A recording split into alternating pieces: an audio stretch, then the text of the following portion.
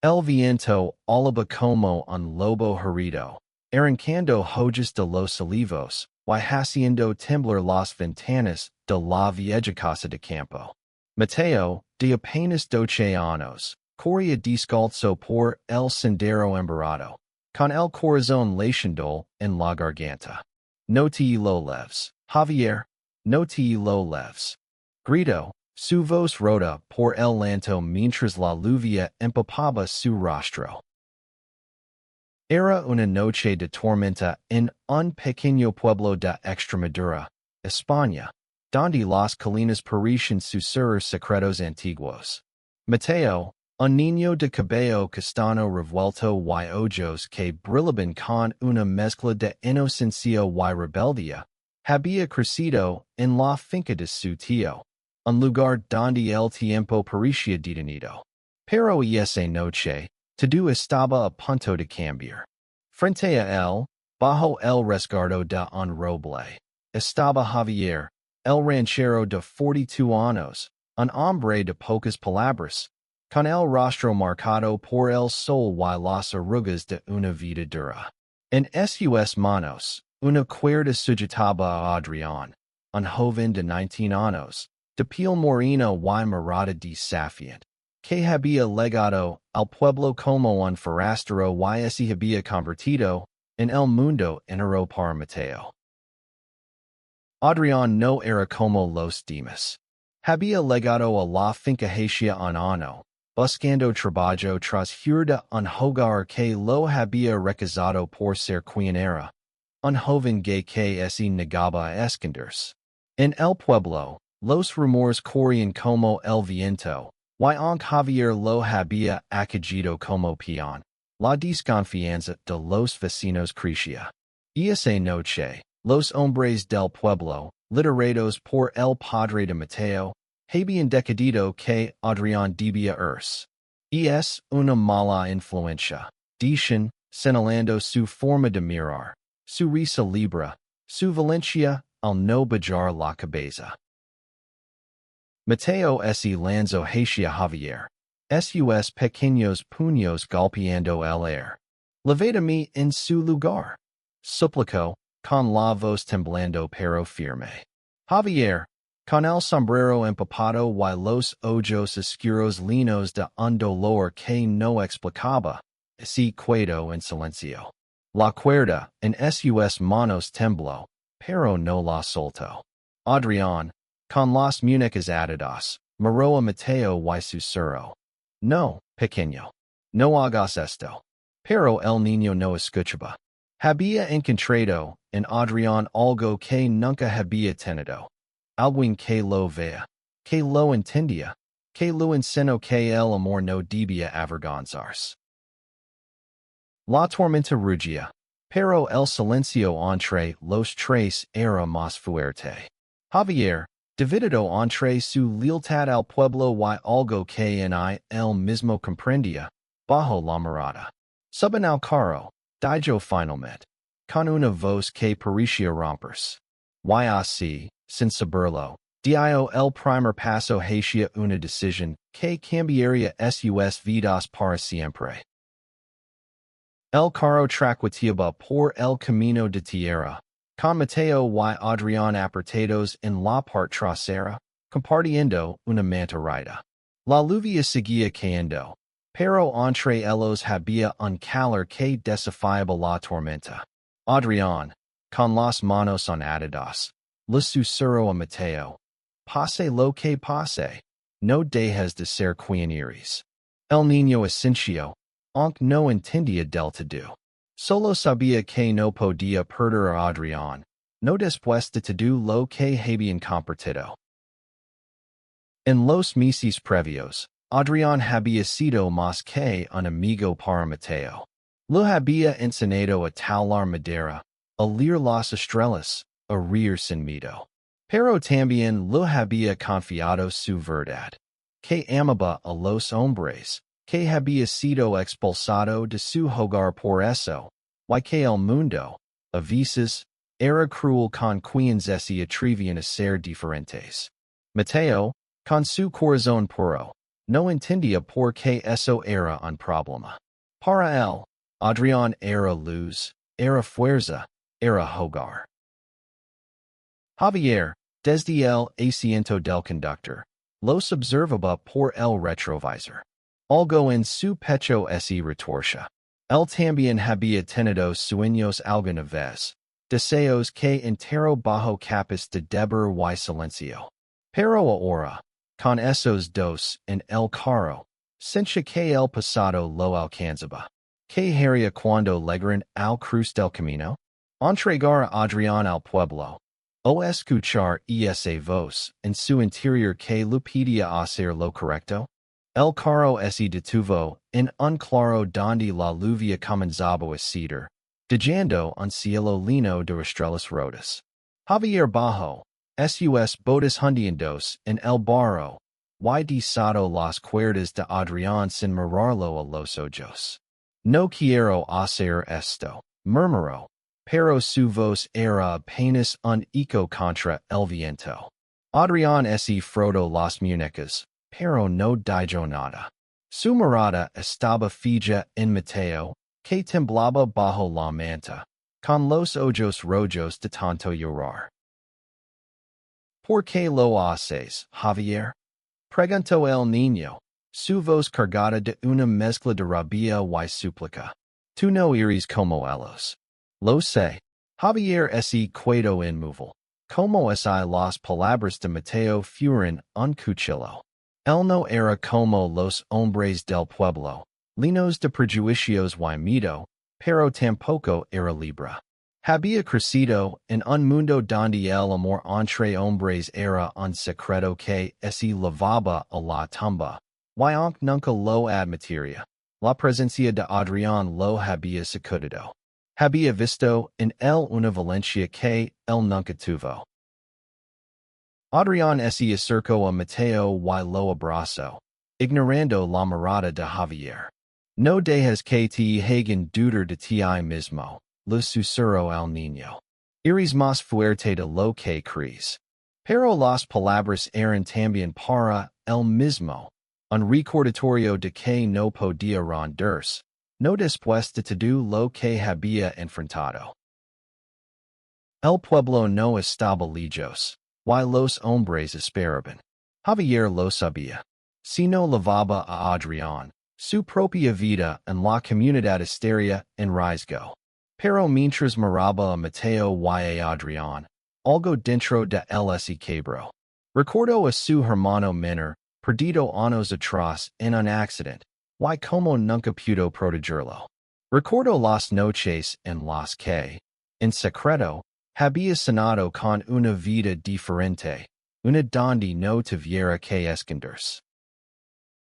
Suben de nuevo, dijo finalmente, con una voz que sonaba más segura de lo que sentía.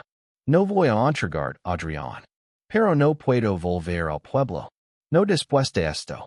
Los ojos de Mateo se iluminaron, pero Adrián frunció el seno. ¿Y dónde iremos? Preguntó. No lo sé, admitió Javier. Pero no aquí. El carro arrancó de nuevo, esta vez rumbo al norte, hacia un destino incierto. La carretera era oscura, y el futuro, aún más. Pero por primera vez, Javier sintió que estaba haciendo lo correcto. En el camino, Mateo se durmió apoyado en Adrián, quien miraba por la ventana con una mezcla de miedo y esperanza. Había escapado antes, pero nunca con alguien que lo protegiera. Y aunque Javier no lo decía, sus acciones hablaban más fuerte que las palabras. Había elegido a los dos, contra todo lo que el pueblo esperaba de él. El amanecer los encontró en las faldas de los montes de Toledo, donde el carro finalmente se detuvo frente a una cabana abandonada. Javier conocía el lugar. Había pertenecido a su abuelo, un hombre que, como él, prefería la soledad a las habladurías del pueblo. La cabana era vieja, con el tejado medio roto y las paredes cubiertas de musgo, pero ofrecia refugio. Por ahora, era sufficient. Adrián y Mateo trabajaron juntos para limpiar el lugar, mientras Javier cortaba leña.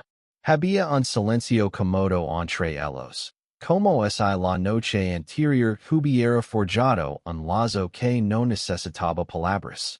Pero la tensión seguía allí, escondida en las miradas que intercambiaban, en las preguntas que nadie se atrevió a hacer.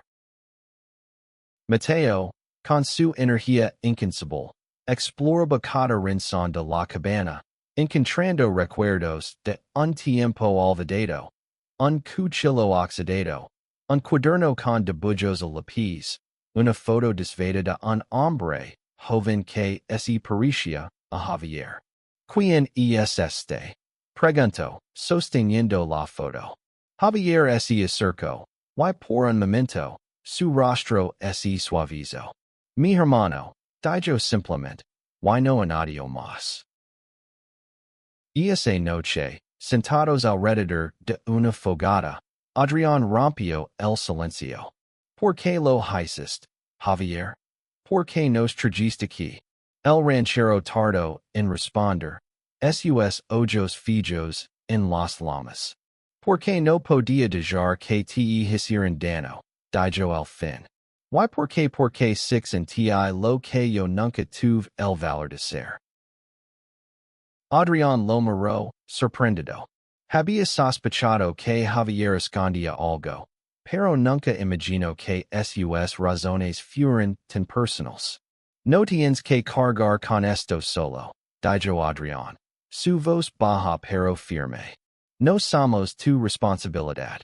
Pero Javier negó con la cabeza. No es una carga. Es una elección.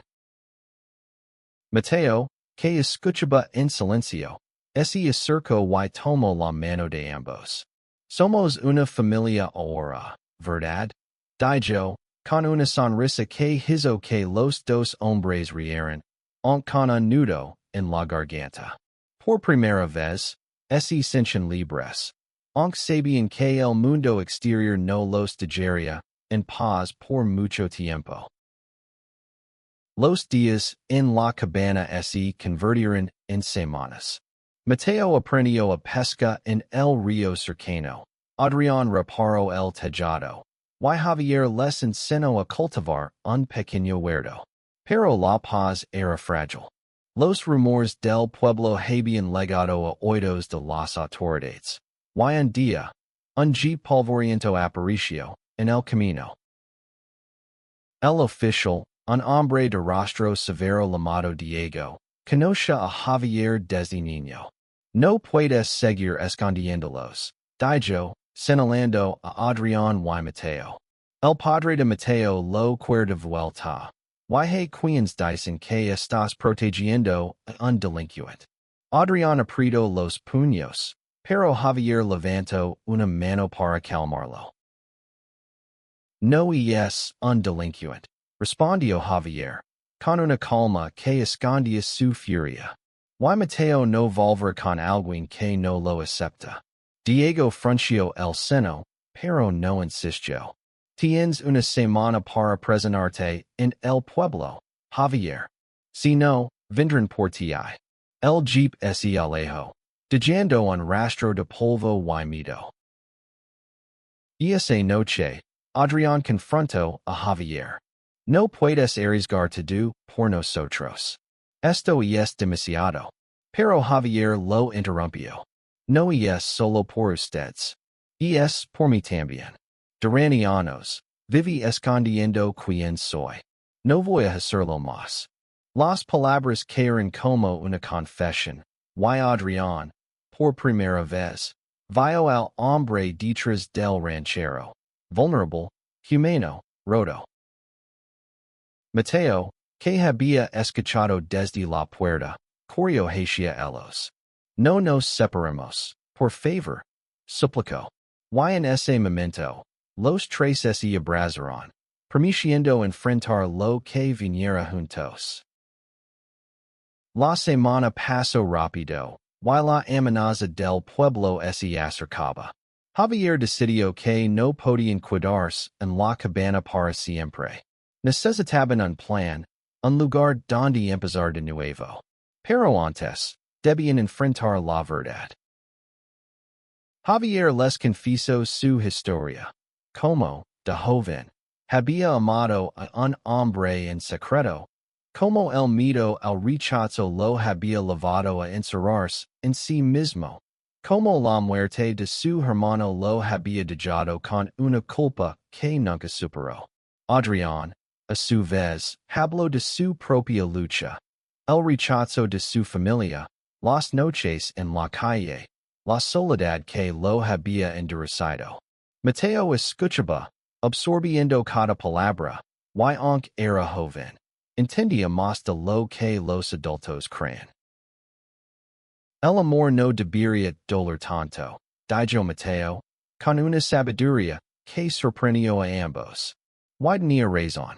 Decidieron viajar a Madrid, donde podrían encontrar una comunidad que los aceptara, un lugar donde Mateo pudiera crecer sin miedo, donde Adrián pudiera ser libre, y donde Javier pudiera sanar. El viaje a Madrid no fue fácil. Tuvieron que moverse en la sombra, evitando los caminos principales. En una parada, un grupo de hombres los reconoció y los confrontó. Maricón, gritó uno, lanzando una piedra. Adrián persiguió a Mateo, mientras Javier se enfrentó al grupo, su voz firme como nunca. Déjenlos en paz, dijo, y algo en su mirada hizo que retrocedieran.